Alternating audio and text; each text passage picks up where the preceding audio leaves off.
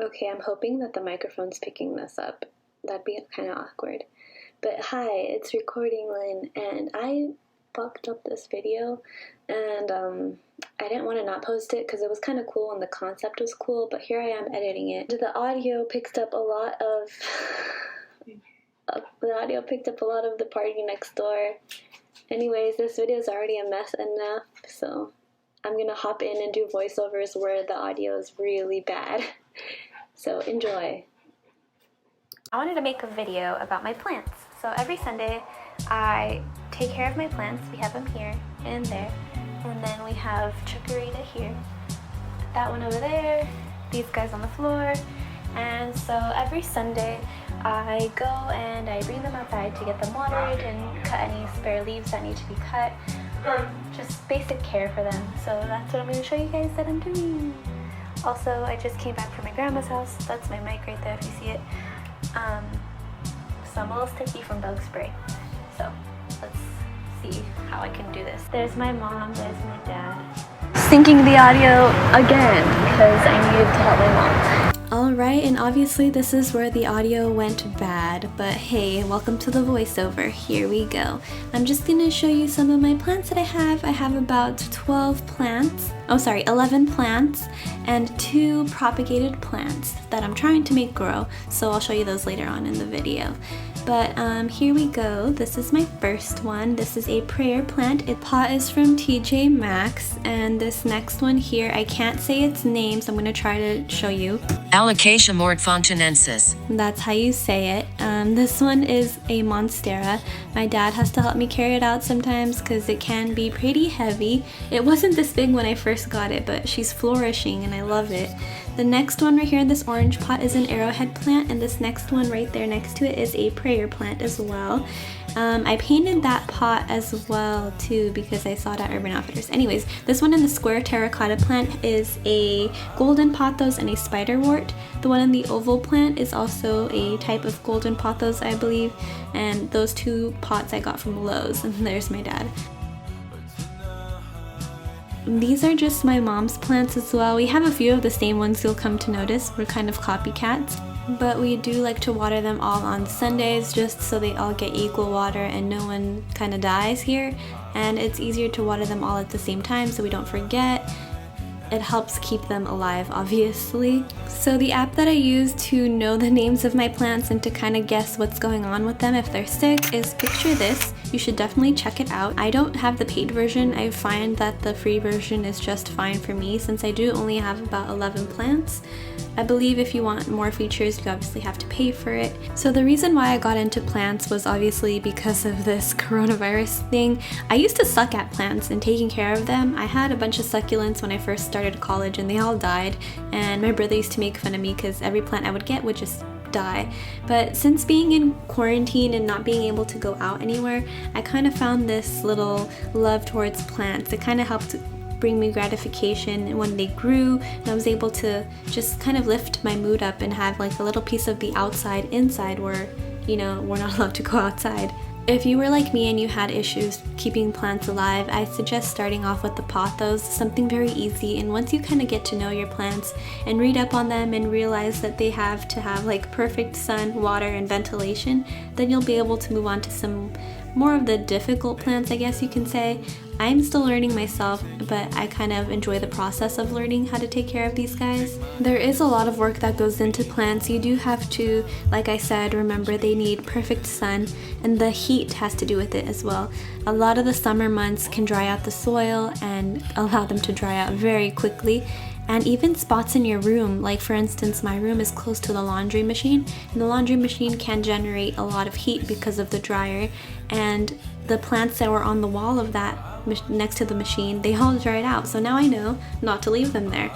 Obviously plants need a lot of water, but not too much water because you can overwater them, such as I did to my succulents. They also need ventilation, such as soil, and if your pot doesn't have a little hole at the bottom, it definitely can get musty and just cause rotting and kill the plant as well. I've also come to learn the type of pot for your plant is important. Obviously, if you have a really big pot, and a small plant, it'll look a little awkward. And if you have a really big plant for a small pot, it'll just kind of suffocate and die.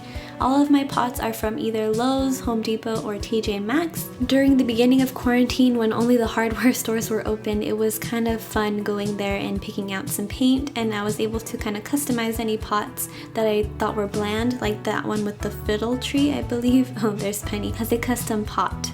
This is my brother, he wanted to say hi. And to customize them, I just used outdoor paint. I did make the mistake of not kind of adding a gloss or like a sealant to it, so every time I do water them, the paint does kind of slightly drip, not drip, but expand because of the water.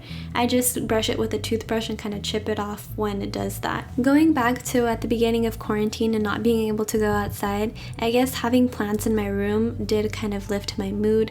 I was able to kind of bring myself back to earth and have the house full of these beautiful leaves and just air flowing through the house when everything felt so stuffy and claustrophobic. Here I am just kind of trimming off any dry or dead portions of the plant just to keep them looking pretty and making sure their roots are okay and nothing funky is happening. I've noticed plants are pretty dramatic like myself.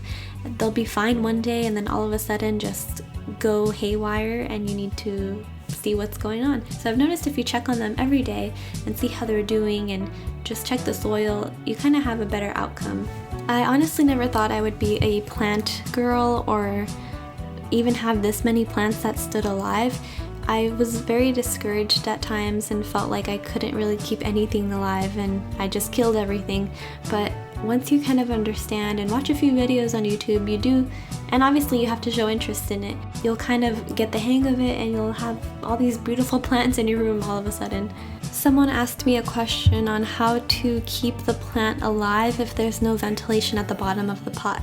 Oddly enough, a lot of the new pots out there don't have any drainage holes and the plant will just kind of suffocate or sit in its mildew and the roots will dry out or die or get sick. What I've learned and what I've done for my pots that don't have any ventilation, such as my older ones, I grabbed some pebbles or any like granulated, not granola, I grabbed some pebbles and I just put them at the bottom and give it a nice smooth layer so it just kind of doesn't sit directly at the bottom of the pot, and then I add my soil in. Okay, singing audio part 3. I forgot to film my inside plants that I was telling you about. I got too excited. I'll show you my prized possession plant because, well, look at her. She's large and in charge. Look at, she's vining all the way down here. So long, and even across my bed frame. I want it to like go all the way across. Oh, I was dusting. But I propagated these two. It's been a while. No roots yet, but I do see some very little ones, but it's kind of hard to focus and pick up on camera. And then I also propagated my Monstera plant. This one was already dried up, but I decided to put it in there just to see if it would grab, but I don't think it's gonna grab. This is my other tree, like my mom's, but it is pretty, it's pretty small. I almost lost her for a bit, but I brought her back to life. Just as I almost lost this one. This one was literally dried up. It was beautiful. It was literally all over, but I'm glad I got her back to this point. Okay. So, that's the end of the video. I hope you liked it. Let me know if you want more of these videos of me taking care of my plants. But yeah, I won't put you guys through the suffering audio anymore. Thank you for watching. This is the end of the video. Let me know if you guys have any questions or want any tips for plants. I'll try my best to answer them in the comments. I'm gonna leave my Instagram and handles such as, you know, the usual.